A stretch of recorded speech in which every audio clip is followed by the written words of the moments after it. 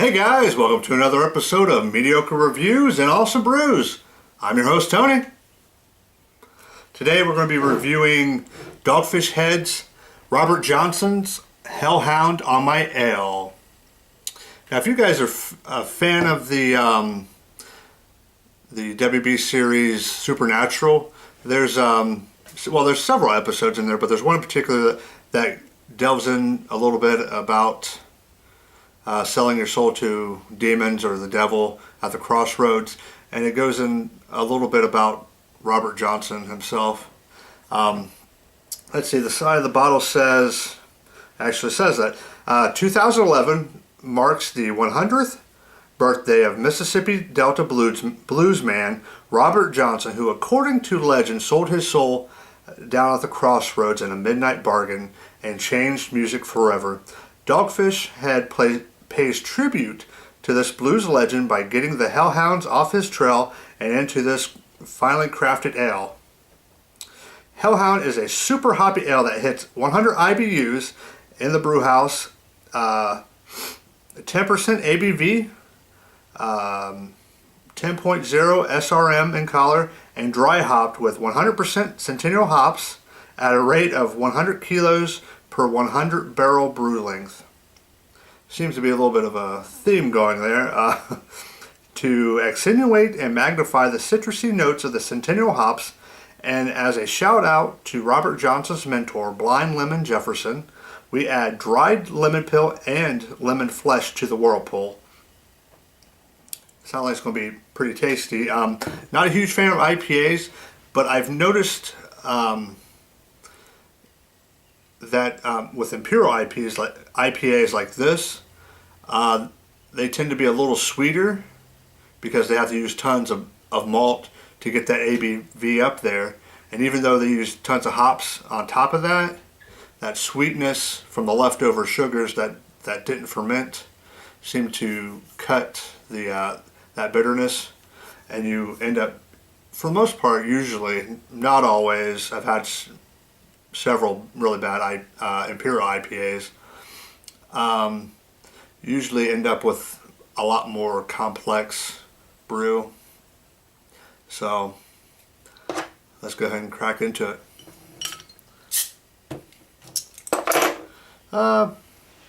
Pretty neat Dogfish Head logo on the cap. Oh wow, that citrusy aroma is really hitting me already. Right out of the bottle. Go ahead and pour aggressively, why not?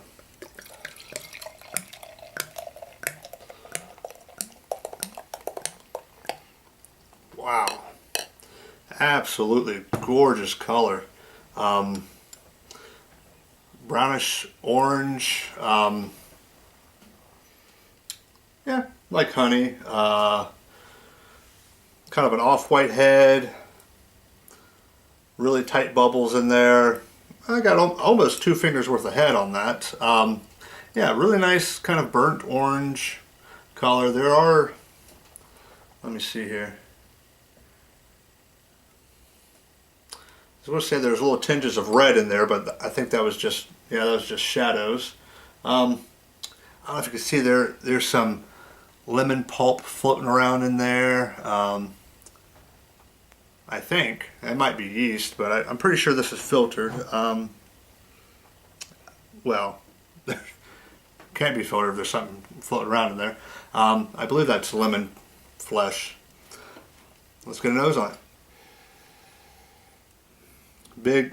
Big citrus notes. Very, very lemony. Usually when I smell an IPA or even a hoppy beer in general, you get more citrusy notes. As far as oranges and grapefruits, that lemon peel and lemon flesh is really coming through. There's a little bit of a piney quality there.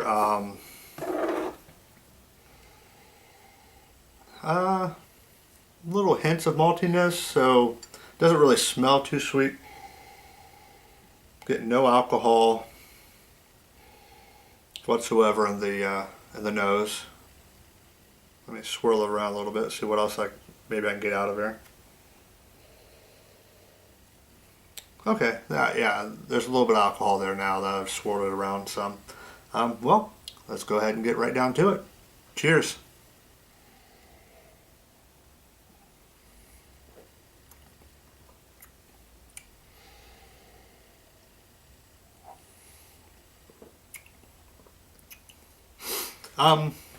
Wow. There's some bitterness there, both hoppy bitterness and some of that lemon peel seems to be coming through. Also, the lemon flavor isn't really as present in the taste as it is in the nose, and it's kind of it starts off a little sweet, and then it kind of fades into a bitterness that builds, and then it finishes fairly dry in the back of the palate.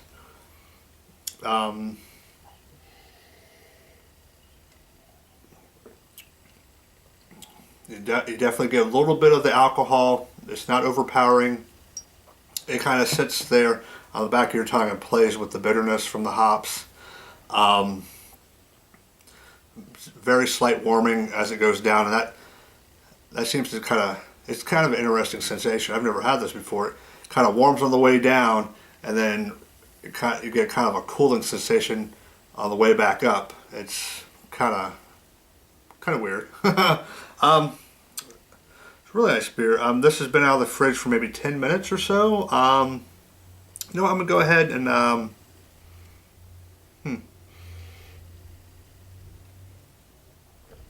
gonna go ahead and let this warm up for maybe 30 minutes or so, and I'll be right back with you.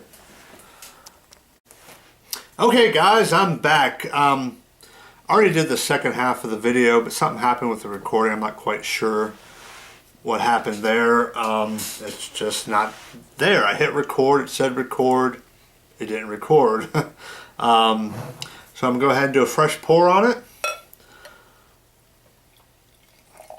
Oh, not much left. Okay. Ooh, actually it's been almost an hour since I've originally cracked this open. And those citrus notes definitely came up a lot more than when I did the second half of the review. But I do definitely get a lot more floral qualities in the nose than anything else. There's a lot more sweetness there. It's more like a sweetened lemonade. You know, just like squished, fresh squeezed lemonade, and you threw sugar in there and to bring up the sweetness. Let's go ahead and get a nose on it, or get a taste on it. I'm sorry. Cheers.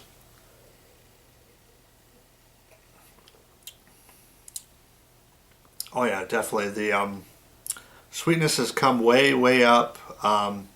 Not overpowering, not sickly sweet. The